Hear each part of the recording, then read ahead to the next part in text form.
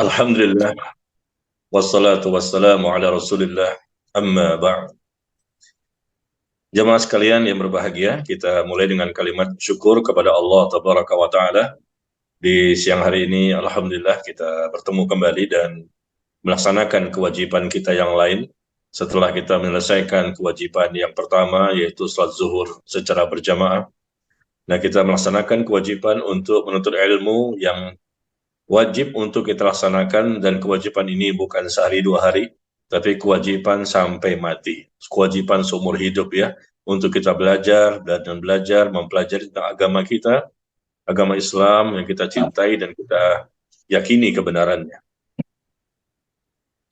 Hari ini insya Allah kita akan mencoba membahas tentang pembahasan ghibah yang diperbolehkan. Dan sebelum saya mulai, barangkali saya ingin bertanya dulu ya kepada jamaah yang hadir, semuanya sehat? Jamaah yang hadir semuanya sehat? Alhamdulillah. Alhamdulillah. Sehatnya zahir dan batin. Alhamdulillah. Sudah soleh dan soleha semua.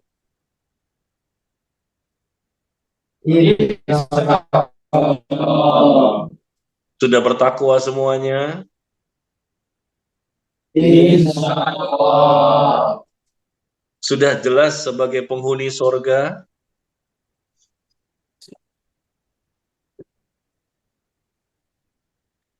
Iya, semoga kita semuanya nanti menjadi penghuni sorga. Baik, suara saya terdengar jelas ya? Ya. Baik, kita akan mencoba membahas dalam waktu yang sangat singkat ini ghibah yang diperbolehkan. Kita paham bahwa ghibah itu perbuatan dosa besar. Ya, tentunya dosa besar yang wajib kita untuk hindari dan kita jauhi. Dan ghibah ini artinya seseorang yang menceritakan tentang kekurangan orang lain, ya, menceritakan tentang kelemahan orang lain. Atau ghibah yaitu seseorang yang membongkar aib orang lain. Jelas ini merupakan dosa besar, diancam dengan balasan keburukan di dunia, diancam dengan siksa kubur, ya, diancam dengan balasan keburukan nanti disiksa api neraka. Jangan kita anggap remeh satu masalah ini, karena memang sudah sepertinya lumrah di masyarakat ya. Banyak orang yang suka membongkar aib orang lain, suka menceritakan kekurangan orang lain, suka mereka itu menceritakan tentang kelemahan orang lain.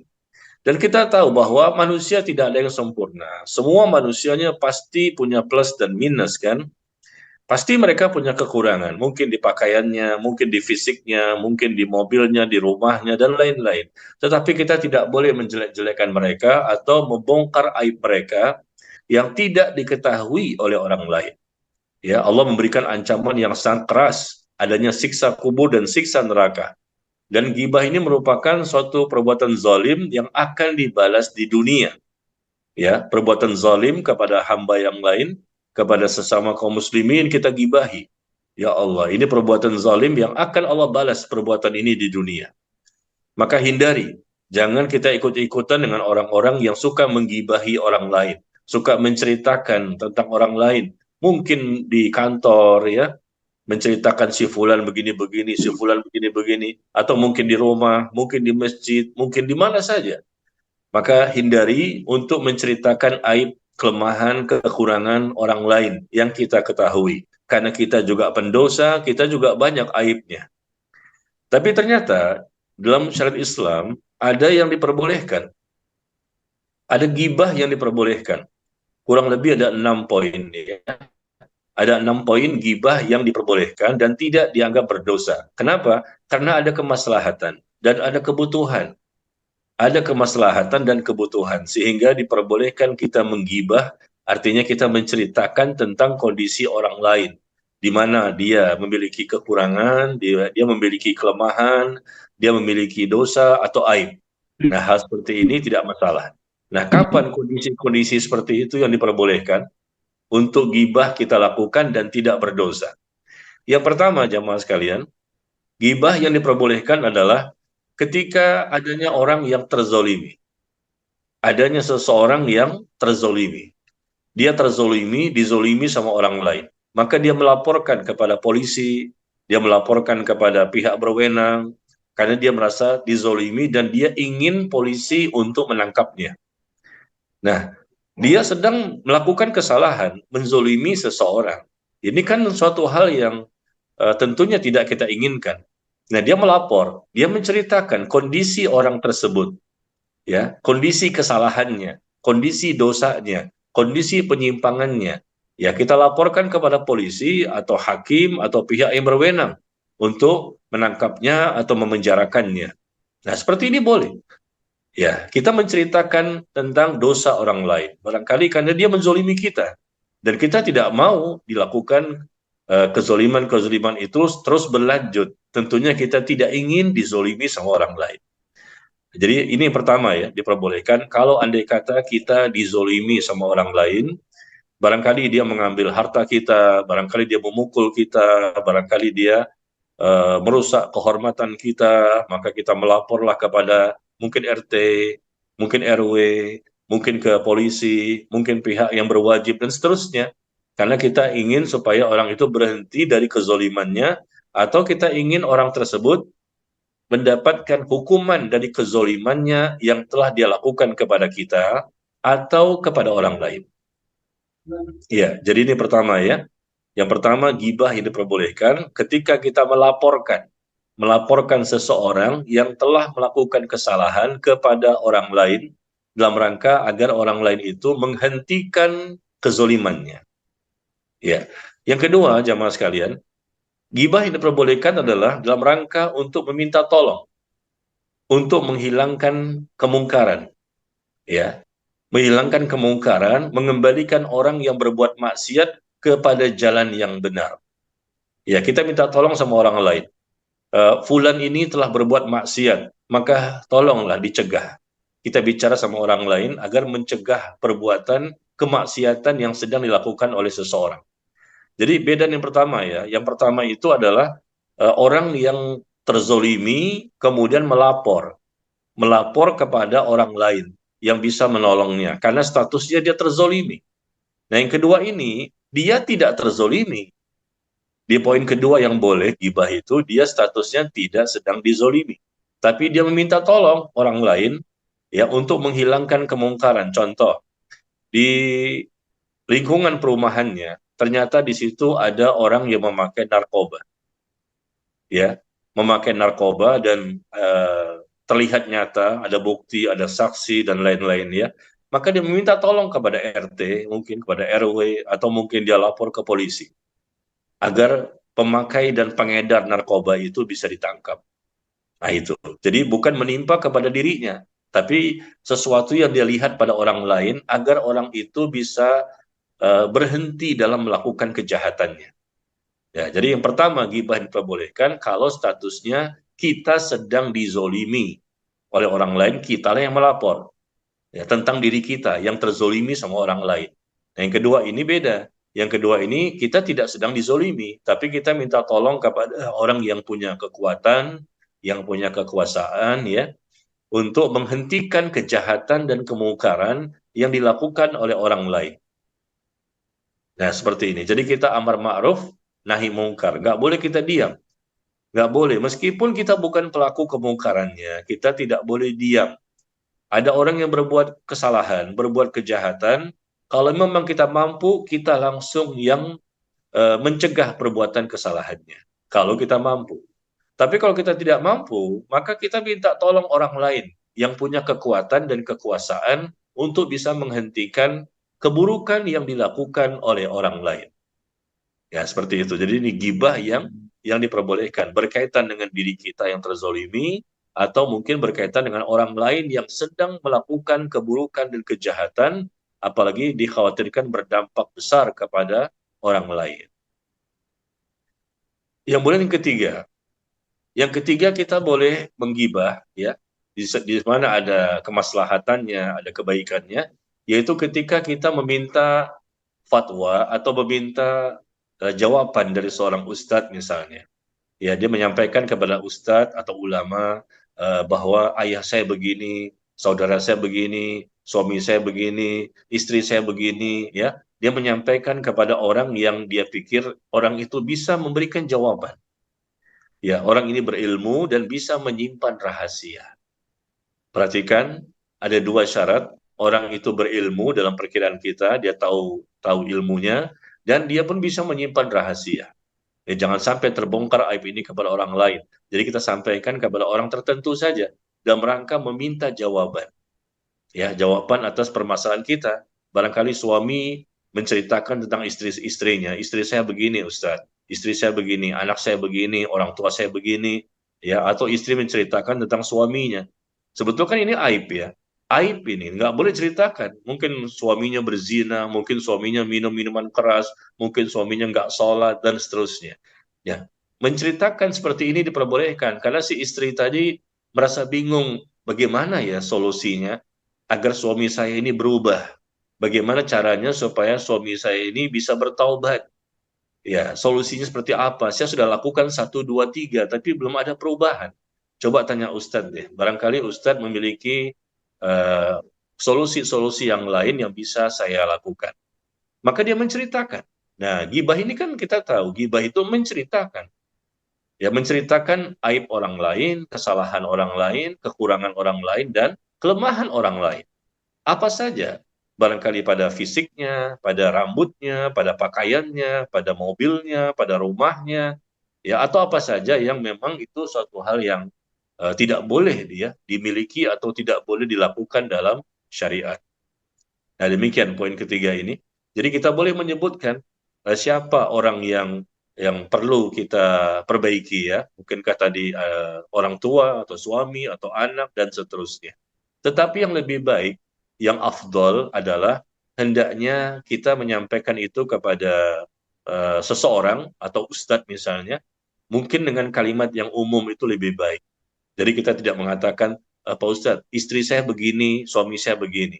Maka yang lebih baik adalah tidak disebutkan ya namanya, tapi kita mengatakan, andai kata ada orang seperti ini, dia memiliki kesalahan seperti ini, bagaimana sikap saya? Nah, itu kan si Ustadz ini atau orang yang ditanya tidak tahu maksudnya itu siapa. Ya, dia menyebutkan istri saya, dia menyebutkan suami saya, itu boleh. Karena memang ada kemaslahatan, ada kebaikan, tujuannya untuk perbaikan. Tapi kalau andai kata dengan kalimat ada orang, sebetulnya itu adalah suaminya. Ada orang yang seperti ini, Ustadz. Dia begini, begini, begini. Lalu bagaimana sikap saya? Bagaimana sikap kita ya untuk menghadapi orang tersebut? Apabila memang bisa disembunyikan lebih baik. Tapi kalau kita sebutkan pun itu adalah orang tua saya, itu suami saya, itu istri saya, maka itu diperbolehkan. Jadi intinya gibah itu haram, hukumnya dosa besar dan diancam dengan siksaan, siksa api neraka dan siksa kubur. Tapi sekali lagi, jika ada kemaslahatan, ada kebaikan, boleh. Ya mungkin di kantor barangkali, ya ada orang pegawai yang barangkali dia ini banyak sekali kesalahannya. Nah, gimana ini? Ya, di kantor nih, kita merasa terzolimi dengan dia.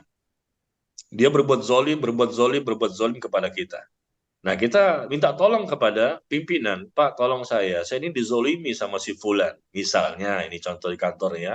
Atau bukan kita yang dizolimi, tapi kita melihat dia melakukan kemungkaran terus.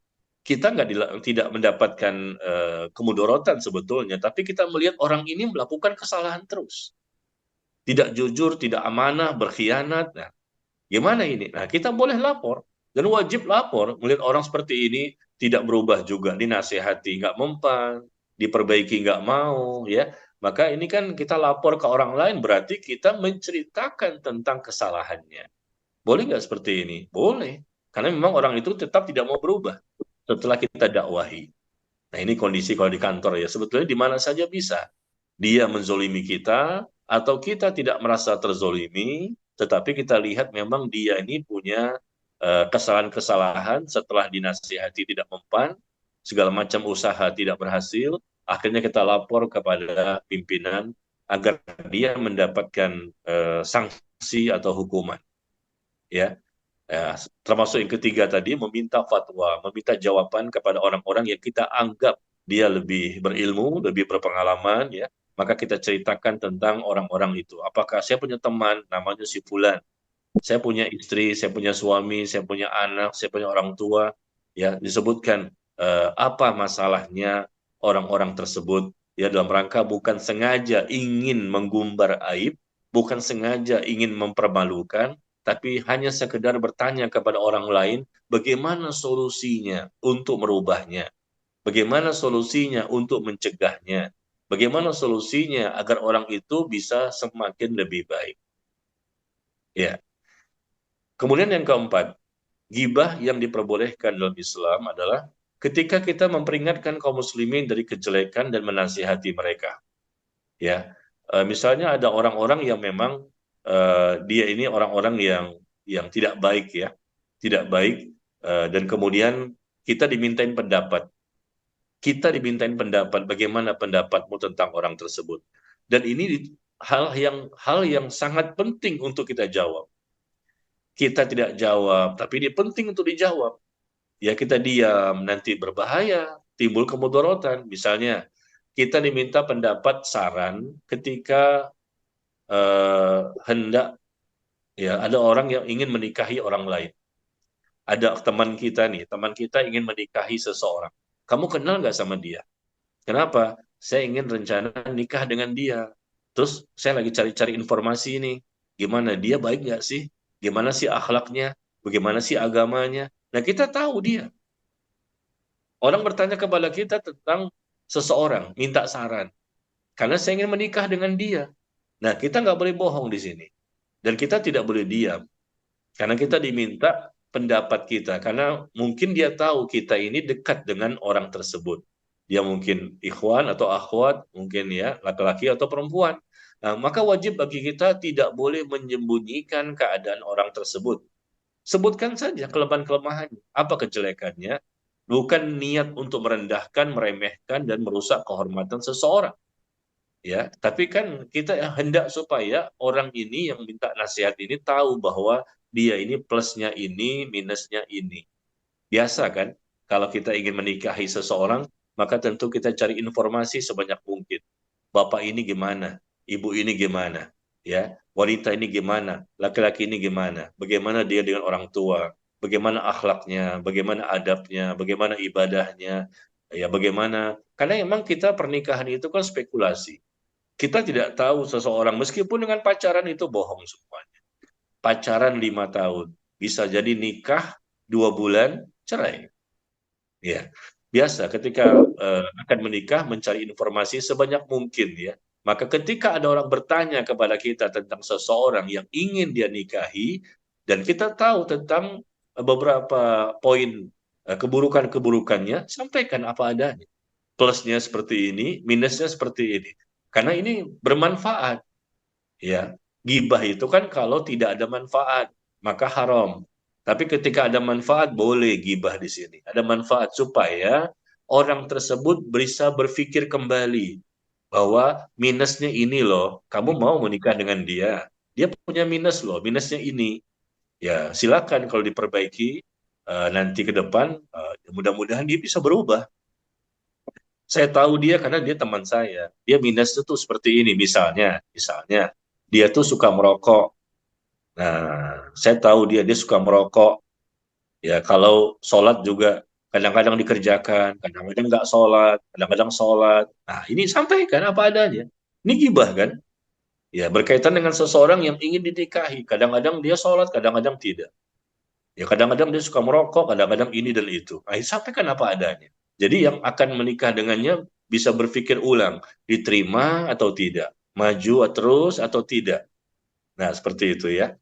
Atau misalnya ada contoh kedua, adanya orang-orang yang belajar di suatu tempat, ya.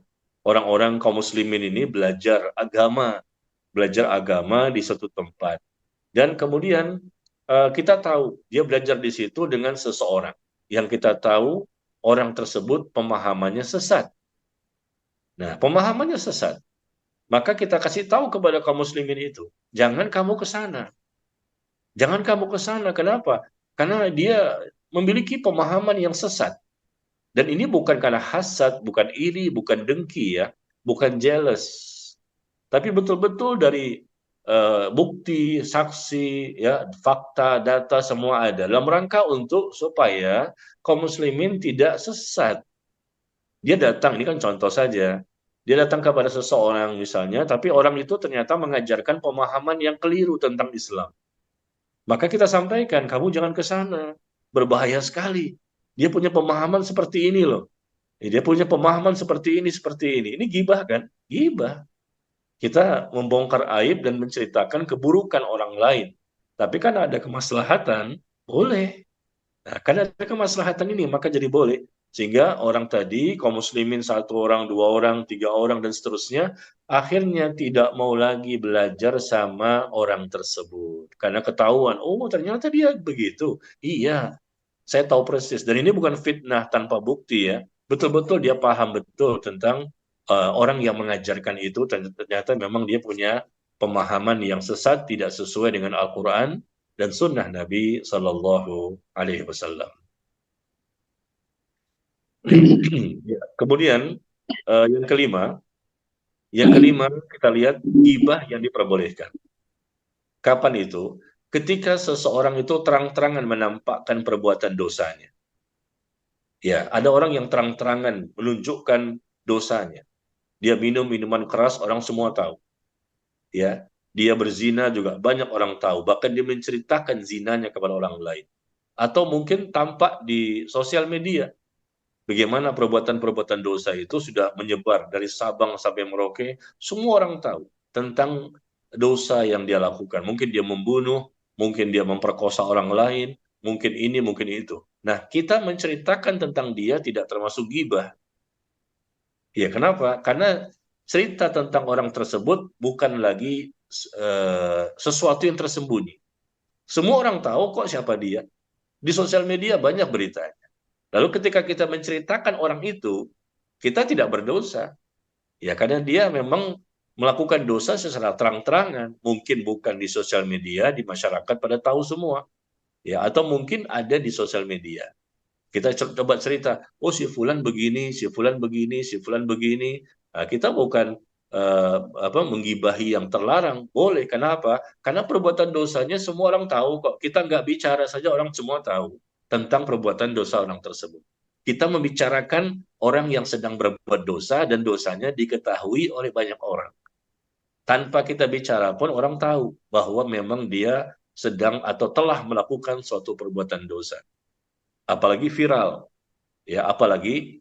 heboh di sosial media. Adanya pembunuhan ini, adanya pemerkosaan ini, adanya koruptor, ya. Orang yang koruptor kelas kakap, yang misalnya berapa miliar misalnya. Berita-beritanya ada di sosial media. Nah, kita menceritakan itu, ya itu bukan gibah. Karena beritanya ini bukan berita yang ditutup-tutup.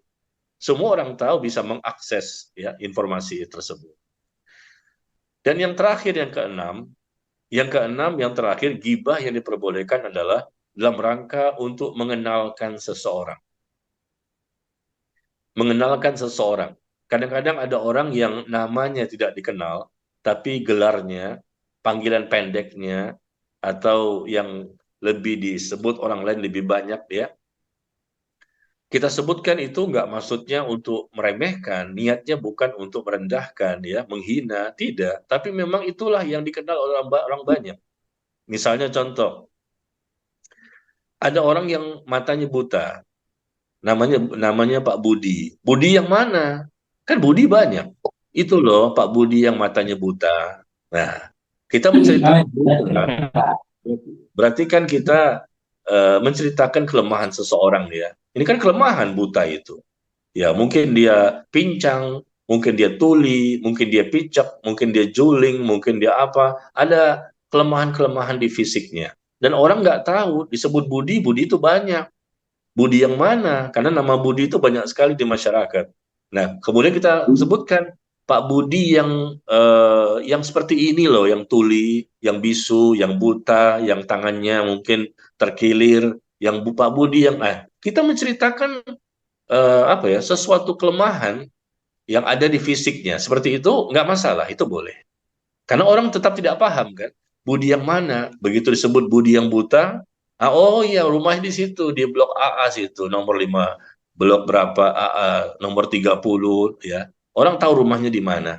Ya, tapi begitu Budi saja, wah ini satu komplek perumahan Pak Budi banyak di sini. Ya, tapi begitu disebutkan Pak Budi yang buta, Pak Budi yang barangkali dia kena stroke, Pak Budi yang mana? Itu loh yang kena stroke. Ya, oh Pak Budi yang stroke itu di situ rumahnya. Saya tahu orangnya, orangnya begini-begini. Jadi seperti itu tidak masalah ya, karena memang ada kemaslahatan. Tujuan kita innamal a'malu binniyat. Amal itu tergantung kepada niat. Niat kita bukan ingin merendahkan, menghina dan menistakan seseorang, tapi sekedar ingin supaya orang lain paham ya di mana sih orang tersebut, siapa sih orang tersebut, maka kita akhirnya terpaksa menyebutkan tentang adanya kekurangan pada fisiknya atau dalam sisi yang lain. Ya, baik. Inilah jamaah sekalian ya, ada 6 poin ya, kapan gibah itu diperbolehkan. Hukum asalnya haram. Ya, sekali lagi hukum asalnya haram dan diancam dengan balasan di dunia, siksa di alam kubur, dan juga siksa api neraka. Begitu banyak ayat dan hadis tentang masalah ini. Dan gibah ini perkara yang besar, tetapi banyak sekali orang yang tidak peduli dengannya. Seakan-akan suatu hal yang lumrah ya. Coba saja di kantor misalnya, ketika jam istirahat, lagi makan, di kafetaria, lagi ngobrol, oh si itu tuh, si itu tuh, si itu. Padahal orang orang tidak tahu loh tentang kelemahannya, orang tidak tahu tentang kesalahannya. Kita bongkar aibnya tanpa ada kemaslahatan, tanpa ada kebutuhan, ya, bukan ingin memperbaiki, sekedar ingin mempermalukan. Ini dosa besar itu, berbahaya nanti di akhirat. Allah berikan ancaman siksaan itu. Ya, dosa kepada Allah kita bisa bertobat dengan taubat nasuha, tapi dosa dengan kepada sesama manusia itu lebih berat. Karena kita harus minta maaf. Minta maaf sama orang yang pernah kita gibahi. Kita sakiti hatinya. Dia merasa dipermalukan, merasa dihina. Banyak teman-teman jadi tahu, padahal orang lain tidak tahu sebetulnya. Tahu nggak? Dia itu kan dulu mantan ini. Dia kan dulu mantan ini, mantan ini, mantan ini. Orang tidak tahu, tapi kita yang tahu. Ya, dulunya mungkin dia mantan orang-orang yang banyak melakukan kejahatan. Sekarang sudah bertaubat. Alhamdulillah, udah sholat, udah ngaji. Tapi suka disebut-sebut nih sama orang yang tahu tentang masa lalunya dia. Sombong banget ini orang. Ya, dia sebutkan masa lalu. Dia tuh kan begitu dulunya. Dia kan dulu begitu. Ya siapa yang nggak punya masa lalu? Siapa yang nggak punya masa lalu yang jelek? Saya dan Anda sama-sama punya masa lalu yang jelek, ya, banyak dosanya. Siapa yang nggak punya? Yang menceritakan juga penuh dengan dosa. Jangan sombong. Ini orang yang sombong, ini orang yang gibah.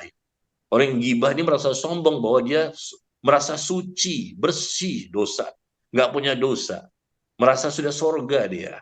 Maka dia menceritakanlah aib-aib orang lain yang sebetulnya tidak ada yang tahu jadi tahu, padahal itu tidak ada kemaslahatan. Butuhnya buat apa? Untuk kepentingan apa? Ya, di masyarakat juga ada. Kumpul saja di masjid. Gibahnya di masjid.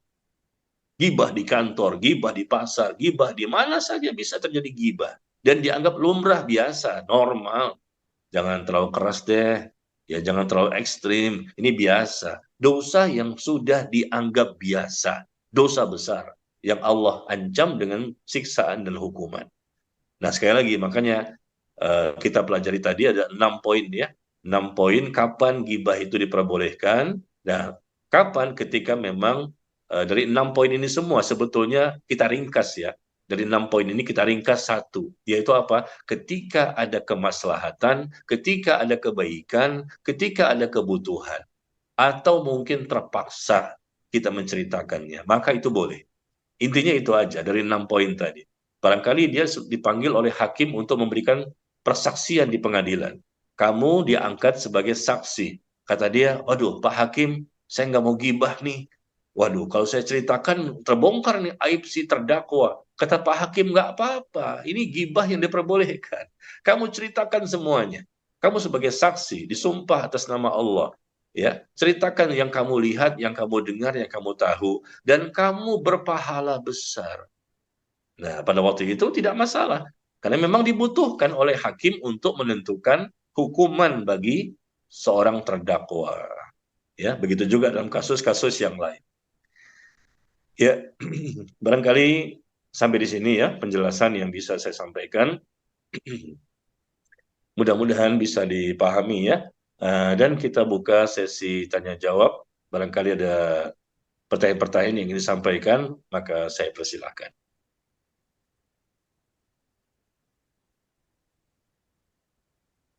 Ya, baik. Terima kasih, Ustadz. Luar biasa sekali apa yang telah disampaikan tadi. Ada banyak sekali ya pertanyaan tentang riba ini. Saya bacakan satu-satu, Ustadz. Iya. Untuk pertanyaan pertama ini sangat relate dengan keadaan sekarang. Kita sekarang sedang masa kampanye atau mau pemilu ya, pemilu. Terus juga ada di situ ada calon presiden ataupun calon legislatif. Gitu. Terus kita apakah boleh kita menceritakan atau ngobrol dengan teman atau dengan siapapun tentang keburukan dan kekurangan masing-masing calon? Apakah hal tersebut termasuk ghibah atau seperti apa? Ya. Barakallahu fiik. Lagi panas nih ya, musim panas nih. Karena sebentar lagi ada pemilu tanggal berapa? 14 Februari ya. Nah, sekarang iya. Sekarang kita lihat ya, apa kemaslahatannya kita menceritakan aib mereka? Apakah aib mereka itu memang sudah diketahui oleh semua orang? Kalau memang sudah diketahui oleh semua orang, aibnya, kesalahannya, keburukannya, maka itu bukan ghibah ketika kita juga menceritakan. Ya, ini masalahnya kan ada capres, cawapres. Mereka punya plus dan minus, ya pastilah mereka manusia bukan malaikat kan. Nah, kita menceritakan tentang keburukan mereka, kemudian keburukan, kejahatannya, minus-minusnya. Apakah itu suatu hal yang sudah diketahui, viral di mana-mana, dan dia pun mengakui memang dia pelakunya? Jadi ketika kita menceritakan itu, kita nggak gibah, karena orang pun tahu semua di sosial media itu ada. Nah, seperti itu. Tapi, ya, gibah yang haram itu adalah ketika tidak ada kebutuhan, tapi kita bongkar aibnya. Nah, itu nggak boleh. Ya, capres dan cawapres ini, ya, calon legislatif siapa saja lah, mungkin calon RT lah, calon RW. Ada kebutuhan apa untuk dibongkar aibnya? Dan diceritakan kepada orang banyak. Jadi semua orang tahu. Awalnya nggak tahu jadi tahu. Untuk apa? Nah, ini kita yang tahu sendiri. Kita sendiri yang tahu. Orang lain se-Indonesia nggak tahu. Kitalah yang tahu sendirian tentang aibnya. Lalu kita ceritakan, kita sebarkan kemana-mana. Dan itu benar. Memang benar. Tapi kan itu aib. Nggak boleh. Kalau itu dusta, ya bohong, dosa besar. Kalau itu benar pun namanya gibah. Karena orang semua tidak tahu tentang dia. Dan orang tahu tentang dia gara-gara kita sendiri. Hanya kita yang tahu tentang dia. Nah, itu nggak boleh. Tapi kalau memang keburukan itu memang sudah diketahui oleh banyak orang, kita menceritakan tentang si Fulan, disebutkan namanya. Memang orang tahu semua kok, di sosial media ada, dan dia pun mengakui bahwa dia begitu. Maka seperti ini bukan gibah. Ya, saya tidak bisa memberikan contoh ya, capres atau cawapres apa sih di antara tiga orang ini ya, keburukannya di mana, kesalahannya di mana, ya. Terkadang kesalahan dan keburukan itu berkaitan dengan kita sendiri yang tahu, orang lain tidak tahu semuanya. Tapi juga kita lihat di sosial media gampang banget kok. Yang nomor satu begini, nomor dua begini, nomor tiga begini. Ada aibnya, ada kesalahannya, dia manusia biasa, bukan malaikat, dan sudah tersebar se-Indonesia. Dan itu benar, bukan dusta, bukan bohong. Nah, kalau kita menceritakan itu juga, tahu nggak, nomor sekian tuh ternyata dia begini-begini. Nah, itu bukan gibah. Nomor tiga begini, nomor dua begini, nomor satu begini. Ya, karena semua orang udah tahu. Ya, semua bukti-buktinya ada, faktanya ada, dan dia pun mengakui. Berarti itu bukan gibah ketika menceritakan calon-calon tertentu ya. Tapi kalau memang ada satu aib yang memang semuanya belum tahu, itu jangan kita bongkar aib. Seorang muslim itu dosa besar, merusak kehormatan seorang muslim. Kenapa terjadi gibah? Tahu nggak kenapa sebabnya? Asal muasalnya terjadi gibah. Kita ceritakan kesalahan, kita bongkar aib tanpa kemaslahatan sebetulnya. Nggak ada kebutuhan, tapi kita bongkar dia. Kenapa? Karena hasad, iri, dengki, dan marah. Persaingan-persaingan untuk memperebutkan sesuatu. Terjadilah gibah. Seperti pemilu ini kan, ada calon, ada perdebatan capres ini dengan capres ini, perdebatan kan di ada ya. Nah, perdebatan di antara mereka. Akhirnya kenapa? Hasad, iri, dengki, marah kepada calon tertentu. Lalu dia juga ingin memperebutkan, ya, maka mulailah dia menjatuhkan sikut sana, sikut sini, sikut sana, sikut sini, bongkar aibnya, merusak kehormatan seorang muslim, bagaimana dia dipermalukan, dia tertawakan. Itu dosa besar, itu nggak boleh. Ingin jadi pemimpin ya lalui dengan cara-cara yang baik.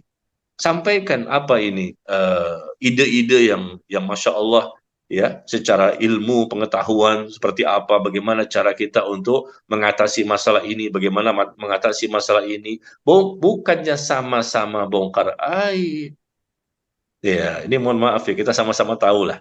Ketika terjadi perdebatan itu sama-sama bongkar aib pribadi. Yang ini membongkar aib pribadinya, yang ini bongkar aib pribadinya, nggak boleh. Yang orang lain nggak tahu jadi tahu, se-Indonesia jadi tahu. Ya kecuali kalau aibnya memang memang sudah diketahui oleh semua orang, berarti bukan gibah. Tapi kadang-kadang ada dalam perdebatan itu kita lihat ya, mereka membongkar aib yang orang lain tidak ada yang tahu sama sekali. Tiba-tiba jadi tahu semua. Nah, misalnya seperti itu, maka jelas ini namanya gibah yang diharamkan karena dia mempermalukan dan merusak kehormatan seorang muslim, itu haram hukumnya. Nggak boleh. Ya, berkaitan dengan pribadinya. Meskipun itu benar sebetulnya nggak bohong, tapi nggak boleh juga. Apalagi kalau bohong. Dituduh-tuduh, dia Anda begini, Anda begini, Anda begini, dia begini, padahal nggak melakukan. Padahal tidak mengucapkan kalimat itu. Padahal tidak pernah mengerjakan itu, tapi dituduh-tuduh. Ini sangat menyakitkan dan suatu kezoliman yang sangat besar dosanya. Ya, jadi kita jangan ikut-ikutan ini. Jangan ikut-ikutin kita menggibah. Kecuali tadi saya katakan kalau memang satu perkara yang sudah tersebar di mana-mana, sudah viral, sudah heboh, ya kita pun menceritakan memang itu benar ya, maka bukan gibah. Tapi kalau suatu hal yang belum jelas juga kebenarannya, ya masih simpang siur, masih katanya, katanya, katanya, kita ikut-ikutan menyebarkan. Ternyata itu nggak benar. Nah, ini kan fitnah namanya. Yang suka ikut-ikutan kan kaum muslimin ini, kok mendengarkan dari satu orang, dua orang, katanya, katanya, katanya, katanya. Kalau benar saja itu gibah. Ya kalau nggak benar itu dusta, itu bohong dan dosa besar. Kita permalukan, kita hancurkan, kita bunuh karakternya. Dosa besar nggak boleh. Ustadz pun punya plus dan minus, ulama pun punya plus dan minus. Semua kita sama. Jangan kita permalukan orang lain, kita bongkar aib pribadinya.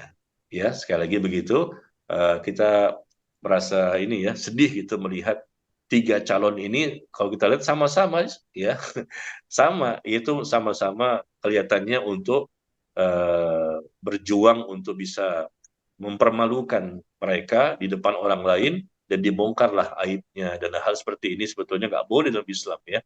Tapi begitulah, karena adanya hasad, iri, dengki, atau marah kepada orang lain, atau ingin memperebutkan sesuatu, barangkali kedudukan, jabatan, ada uang, ada dunia, ada kekuasaan, akhirnya dia pun mulailah dia melakukan gibah. Kalaupun nggak bisa menggibah dengan sesuatu yang benar, biasanya mulailah keluar kalimat-kalimat tuduhan-tuduhan yang sebetulnya itu tidak terbukti. Ya, naudzubillah, naudzubillah. Demikian Allah a'lam bishawab.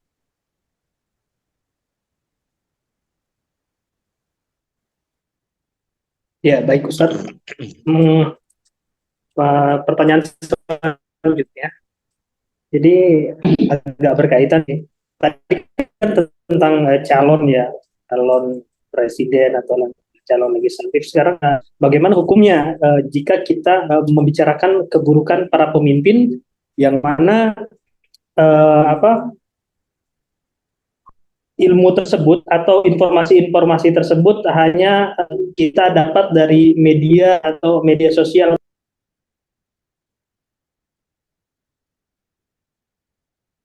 Ya, terputus ini. Eh, Terputus ya, bisa diulang pertanyaannya.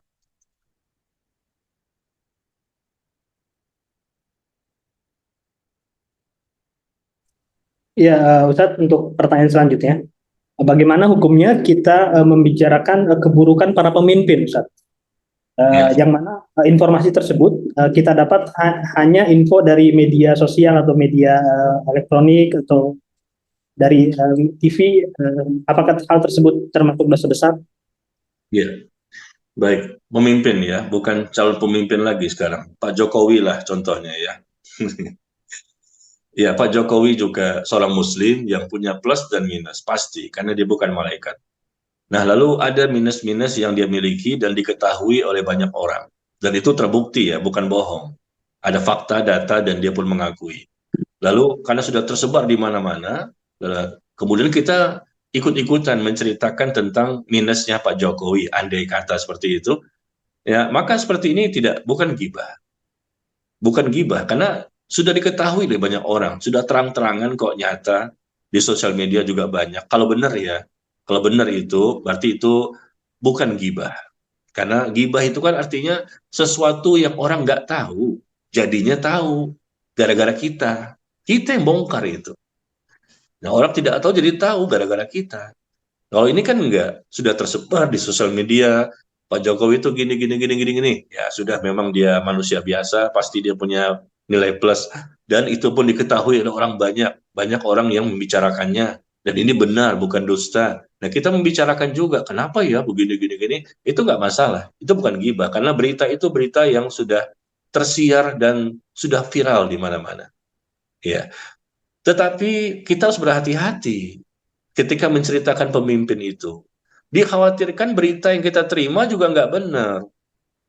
Ya, idza jaa fasiqun binaba'in fatabayyanu. Kata Allah, wahai orang-orang yang beriman, apabila datang kepadamu berita dari orang fasik, maka hendaknya kamu cek berita itu. Hati-hati juga. Kita cek yang pertama kan kalau benar ya, sudah tersiar, viral di mana-mana, nah kita nggak masalah membicarakan Pak Jokowi, karena memang semua semua sudah tahu kok tentang kekurangannya, ya semoga Allah memaafkan kesalahannya. Tapi kalau memang kita dapat berita juga, yang kedua jangan sembarangan. Karena dikhawatirkan itu juga fitnah sebetulnya. Ya, bukan kekurangan beliau, tapi dibuat-buat, dituduh-tuduh bahwa dia seakan-akan begini, seakan-akan begini. Karena banyak sekali orang-orang yang jahat ya. Banyak orang-orang yang nggak suka sama orang lain, ya punya tendensi apa? Mungkin karena duit, karena kedudukan, karena beda partai, karena beda golongan, beda suku, beda ini, beda ini. Akhirnya dibuat-buat, ya dibuat-buat tuduhan-tuduhan kepada orang lain.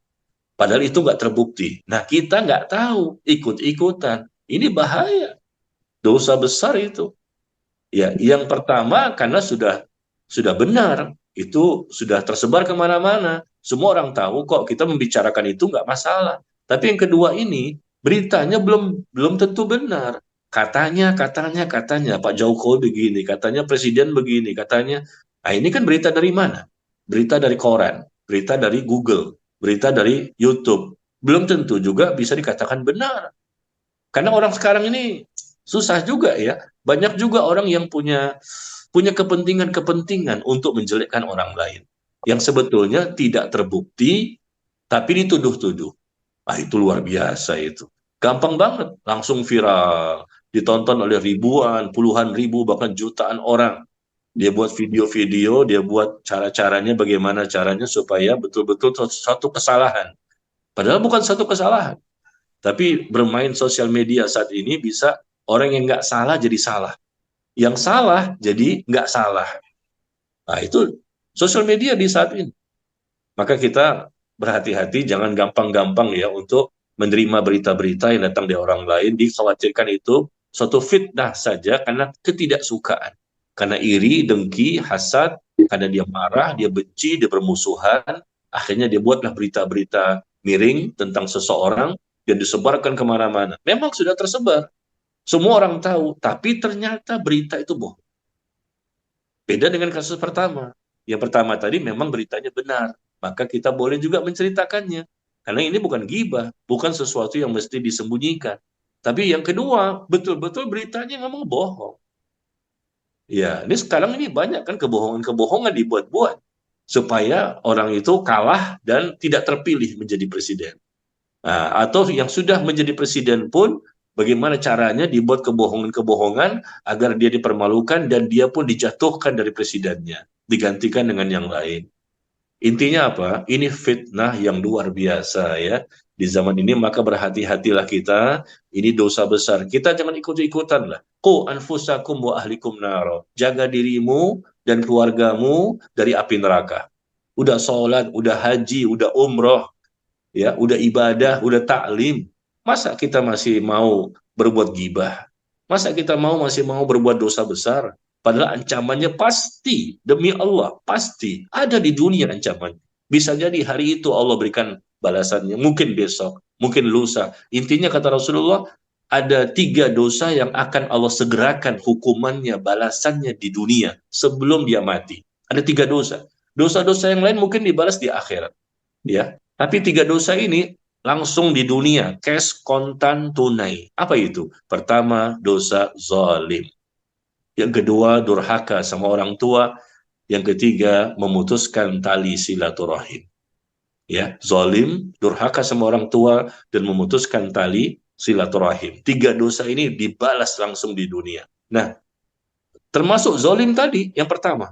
Zalim itu apa? Merusak kehormatan orang lain, menceritakan tentang aib-aibnya, tanpa ada kemaslahatan, tanpa ada kepentingan, tanpa ada kebutuhan, tidak ada keterpaksaan. Ceritain aja, supaya dia jatuh, supaya dia nggak terpilih, supaya dia rusak, supaya dia, ya Allah, nggak boleh ya. Allah marah betul. Kenapa? Karena dia hamba Allah. Kita tutup aibnya, kita jaga kehormatannya. Kita juga bukan orang baik. Bisa jadi lebih banyak dosanya dibandingkan orang lain. Jadi seperti itu ya. Kalau tentang presiden tadi, ya kita doakanlah dia. Kita doakan dia supaya dia menjadi lebih baik. Kalau presiden itu baik, kebaikannya bermanfaat untuk ratusan juta orang. Jangan kita doakan kejelekan-kejelekan. Semoga Allah hancurkan dia, hancurkan, binasakan dia. Jangan. Karena Jokowi presiden, kalau dia baik, ya, maka baiknya banyak dirasakan oleh ratusan juta orang. Tapi kalau kita doakan kejelekan-kejelekan, dan akhirnya dia menjadi jelek, andai kata seperti itu, maka kejelekannya nanti, keburukannya, dirasakan oleh ratusan juta orang. Untuk apa kita doakan kejelekan kepada pemimpin? Dan sikap ahlus sunnah wal jamaah dalam masalah pemimpin ini adalah mereka adalah orang yang selalu mendoakan ke pemimpinnya agar dia semakin baik. Karena memang kebaikannya bukan hanya untuk dirinya sendiri, tapi kalau dia baik, baiknya untuk banyak orang. Ya, demikian. Wallahu a'lam bishawab. Ya, baik Ustaz. Ini ada pertanyaan lagi. Mungkin ini pertanyaan terakhir. Saya bacakan. Jika kita mendengarkan orang lain yang bergibah, sedangkan kita tidak ikut berkomentar apapun, apakah kita ikut berdosa? Jadi hanya mendengarkan saja, Ustaz. Iya. Iya, tentunya menjadi berdosa apabila sengaja mendiamkan dan tidak ada upaya untuk amar ma'ruf nahi mungkar. Tidak boleh. Orang sedang menggibah di hadapan kita, kita dengar, kita ada di situ, lalu kita diamkan. Atau mungkin kita langsung kabur, pindah ke tempat yang lain. Nggak boleh. Karena orang ini sedang melakukan kesalahan, ya dosa, dan tidak boleh kita mendiamkan orang yang sedang melakukan dosa. Tetapi kita luruskan dia. Ya, kata Nabi SAW, apabila kamu melihat seseorang yang melakukan suatu kemungkaran, maka rubahlah dia dengan tanganmu. Idza ra'a minkum munkaran falyughayyirhu biyadihi. Apabila kamu melihat ada orang yang melakukan kemungkaran, kesalahan dan dosa gibah di situ, rubah dia dengan kekuatanmu, dengan kekuasaanmu, dengan tanganmu. Apabila kamu nggak mampu, rubah dengan lisanmu, nasihat kepadanya. Kalau nggak mampu, maka rubahlah dengan hatimu, dan itulah selemah-lemahnya iman. Jadi kita upayakan, ini teman kita kan satu kantor, atau di masjid, atau di mana saja, nggak boleh begitu, ini gibah itu. Kamu menceritakan dia, maksudnya untuk apa? Menceritakannya ada kemaslahatan nggak? Ada keuntungan nggak? Kebaikan untuk dia?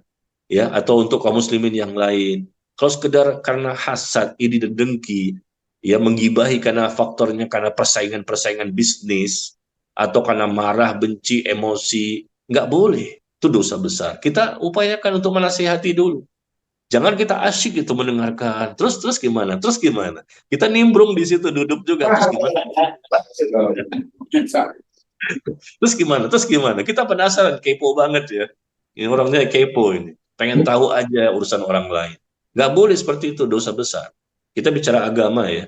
Maka sikap seorang muslim itu adalah dia wajib untuk menasehati dan memperbaiki saudaranya yang sedang melakukan kesalahan, sedang menggibahi orang lain tanpa ada kepentingan apapun, tanpa ada kemaslahatan apapun, tanpa ada kebaikan apapun. Nah, apa kata Nabi Shallallahu Alaihi Wasallam? Ya, apabila seorang Muslim itu, ya, apabila seorang Muslim menolong saudaranya yang sedang digibahi, sedang dijelek-jelekkan, dia tolong, jangan begitu. Kamu nggak boleh menjelek-jelekan orang lain, kamu nggak boleh bongkar aib orang lain. Dia tolong saudaranya yang sedang digibahi. Maka wajib bagi Allah untuk menyelamatkan dia dari siksa api neraka. Seseorang yang berusaha menolong saudaranya yang sedang digibahi. Kita berusaha, jangan kamu ngomong seperti itu, nggak boleh itu, dosa itu. Kamu nggak boleh bongkar aib orang lain, kamu saja punya dosa. Ini marah loh Allah kepada kita kalau kita menceritakan seperti ini. Kata Nabi, seorang muslim yang menolong saudaranya yang sedang digibahi, ya, menolong saudaranya yang sedang digibahi, maka wajib bagi Allah untuk membebaskan dia dan menyelamatkan dia dari siksa api neraka. Subhanallah, terhindar dari siksa api neraka ternyata banyak cara. Salah satunya adalah menolong saudara kita yang sedang digibahi. Kita peringatkan dia, kita ingatkan dia, kita dakwahi dia, jangan kamu berbuat seperti ini. Ya, kita menolong karena Allah, karena kita tidak ingin saudara kita sesama kaum muslimin dibongkar aibnya. Allah ternyata membebaskan orang tersebut dari api neraka. Ya, tapi kalau kita diam, tidak ada berbuat apa-apa, bahkan ikut asyik di situ mendengarkan dan bahkan kontribusi langsung, ngomong juga ikut bergibahi, maka tentunya menjadi bertambah-tambahlah dosanya. Ya, baik. Barangkali ini cukup sampai di sini. Ya, Masya Allah.